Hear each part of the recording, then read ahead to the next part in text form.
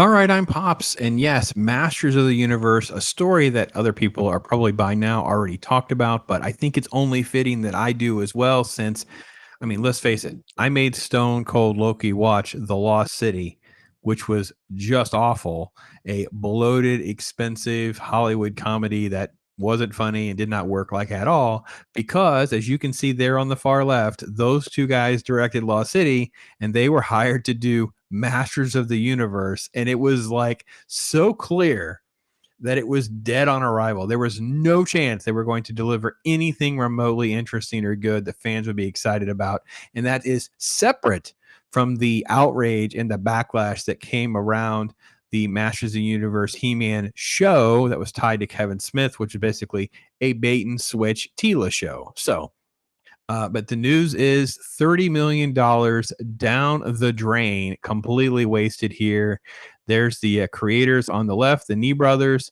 There's He-Man, and of course on the right was the actor that was cast to be He-Man. This is a Variety exclusive. Masters of the Universe, a live action movie based on He-Man and a slew of other popular Mattel toys, is officially dead at Netflix, according to multiple Variety sources. Fair enough.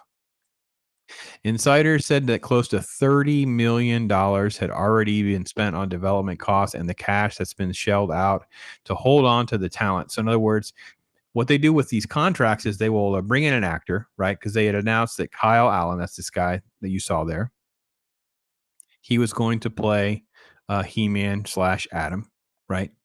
Now, because of delays and other issues, what we'll do is there will be expiration dates. There'll be clauses in there that if something doesn't move forward or whatever, these people are off the hook. They can go get another job, or they can completely leave without anything free and clear. They get paid. Let's say it was $1 million or whatever, but exponentially when you add what the writers got paid, what the directors had gotten paid for all their time, all the development, all of the original pre-production ideas and stuff like that, all that money, $30 million. Can you imagine how much this would have cost if we're only at this point? It was 30 million. So Adam and Aaron Nee, they did Lost City, which we mentioned briefly.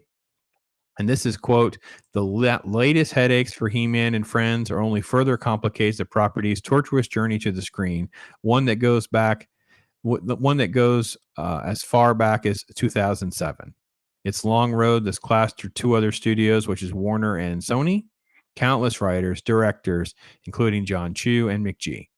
The latest implosion is Netflix. So they talk to, and this is interesting. They actually mentioned it's talking to 5 different people. Talk about not wanting pushback from anyone, like saying, who are your sources, or, oh, this is made up, or this isn't true. They like literally went to 5 different people and they mentioned that number, which I think is actually interesting. So, and it's because of, quote, budget concerns. I mean, you've already at $30 million. As far as I know, there's been no other cast, no other development. So $30 million has already been blown up, and we're nowhere closer than X, Y, or Z. So a spokesman at Mattel says Masters of the Universe is no longer at Netflix.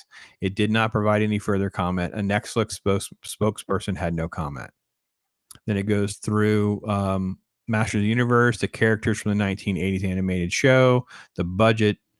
For the latest iteration, the budget came in at over $200 million with cameras set to roll in February. Last spring, however, Netflix was confronted with a stunning stock drop that saw the powerful streamer shed 50 billion in value.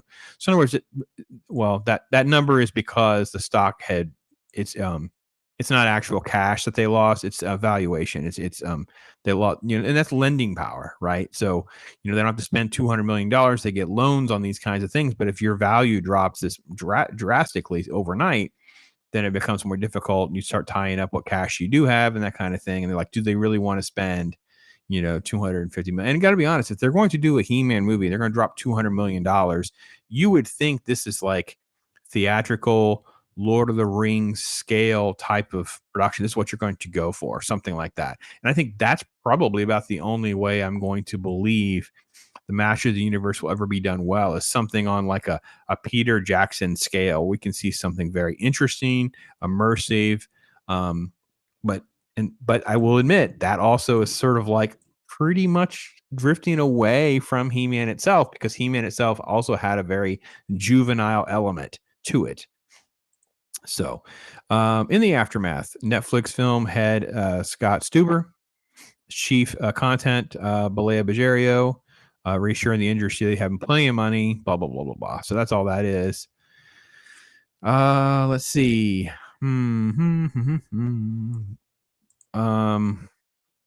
They're just talking about whatever. They're talking about the success of Lost City. Really? Was that a success?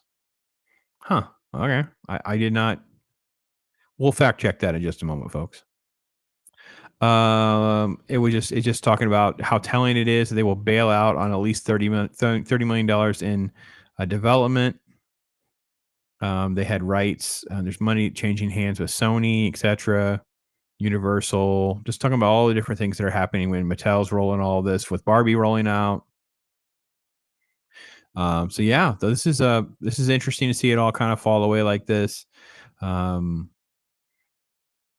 Yeah. So let's fact check Lost City real quick, because I don't think that is a. Yeah, there's no way Lost City made money. Are you kidding me? There's no. I mean, I just am not gonna believe that one iota. Lost City. Here we go. Lost City opened to 30 million.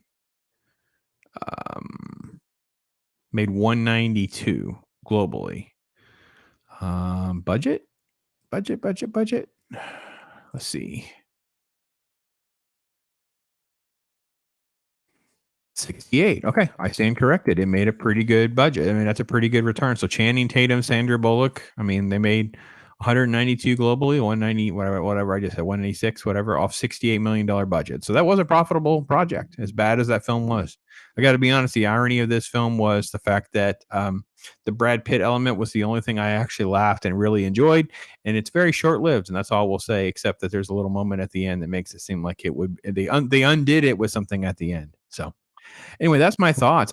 Do you think a He-Man project will ever really manifest? And if so, what will it actually be like? Because isn't it really one of the fantasy elements? It's going to be you want the high fantasy elements like a Lord of the Rings or something like that, but you don't want to abandon the childlike love of it all, like the purity and the honesty of it all, right? Plus, how macho and toxic is a He-Man character going to look to modern audience? Because I mean, these people are just so weak and spineless of trying to put that sort of presentation out there, that sort of like Conan Arnold look about himself out there as a He-Man. I can't imagine. And this poor kid, he's been on the hook with the studio now for quite a while. So I'm happy to see at least things will, you know, that side project is over. It cost Netflix about a ton of cash, but we didn't get something terrible out of the deal. So there's that.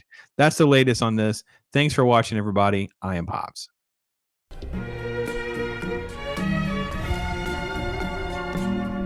Yeah. Right?